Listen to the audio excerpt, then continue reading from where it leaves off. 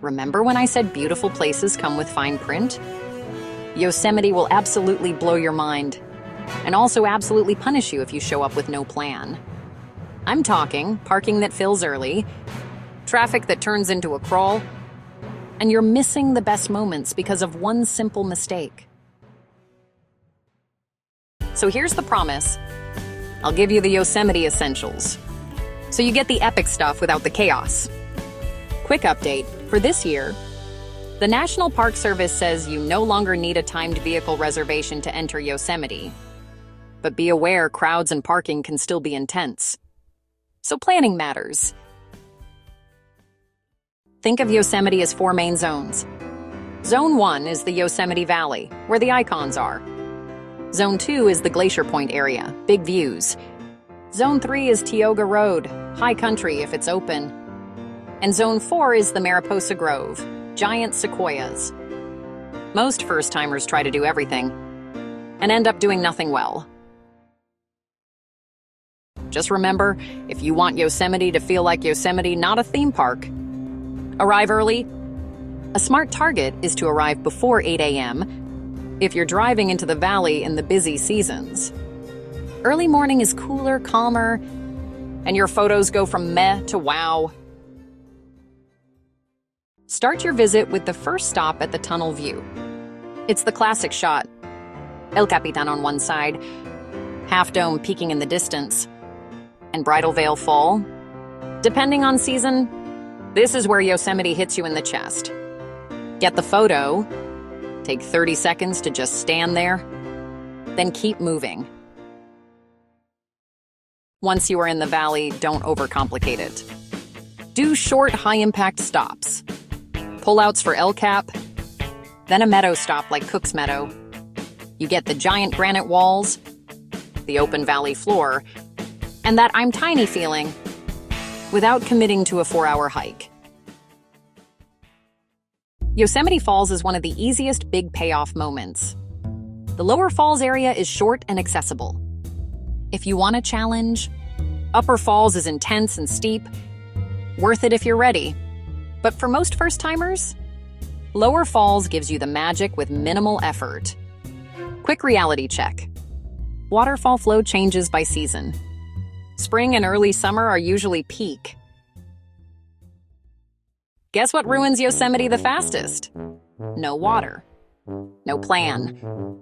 No patience. Or all of the above? Yep, it's all of the above. So let's fix that right now. Here's the essentials list. The stuff that turns a stressful day into a smooth one. A real water bottle.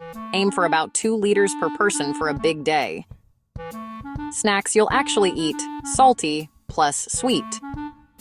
Layers. Mornings can be chilly, afternoons can be warm. Sunscreen plus hat.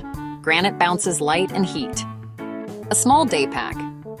Power bank. Photos and maps eat battery. And a headlamp if you'll be out near sunset. Yosemite gets dark fast. If Glacier Point is accessible when you visit, it's one of the highest reward viewpoints in the park. You're looking down into the valley. Yes, and Half Dome feels close enough to touch.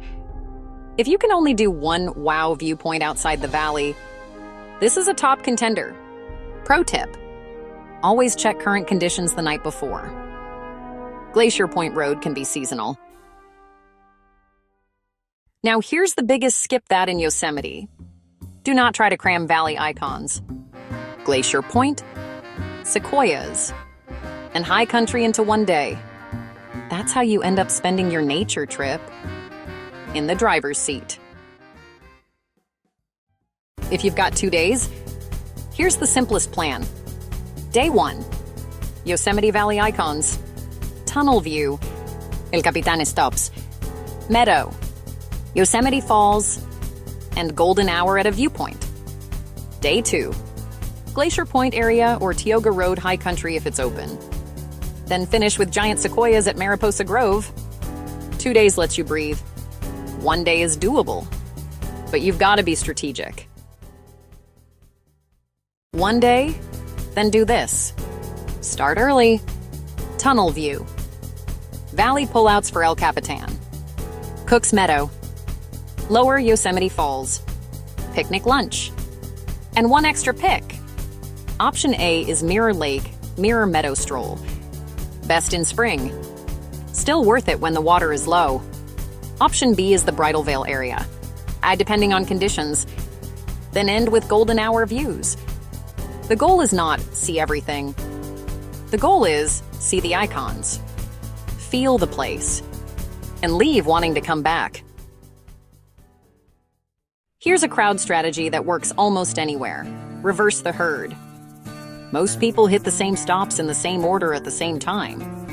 If the valley is packed midday, pivot to picnic, shorter walks, shaded spots.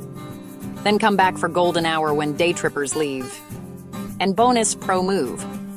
Park once and use the free Yosemite Valley shuttle, instead of playing musical chairs with parking. Quick safety essential, be bear smart.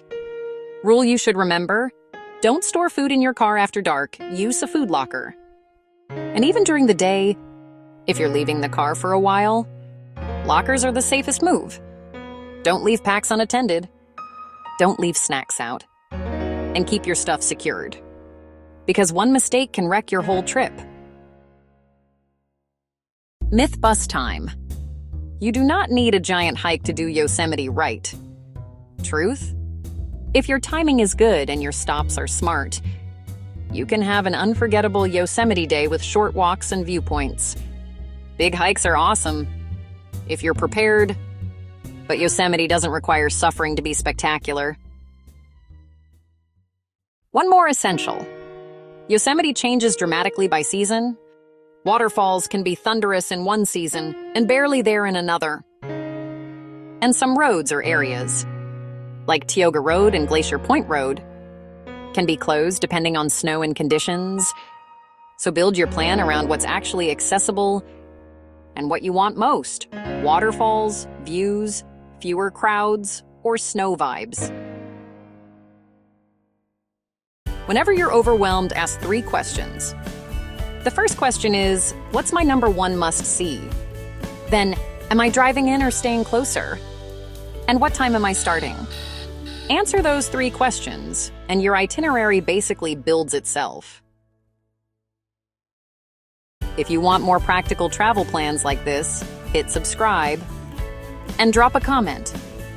Are you doing Yosemite as a 1-day mission or a 2-day trip? Here's the truth. Yosemite is bigger than your camera and better than your expectations.